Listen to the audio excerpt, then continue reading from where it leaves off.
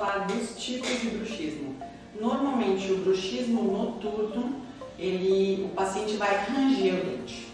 Ele vai ranger, então, principalmente pela hora que ele está com sono mais profundo, ele vai ranger o dente. Normalmente o bruxismo diurno, o paciente vai apertar, entendeu? Então, o paciente aperta tanto o dente dele que às vezes fica dormente, ele sente até uma dormência nos dentes e na musculatura da face. Aí, como esse paciente vai perceber que ele está fazendo isso?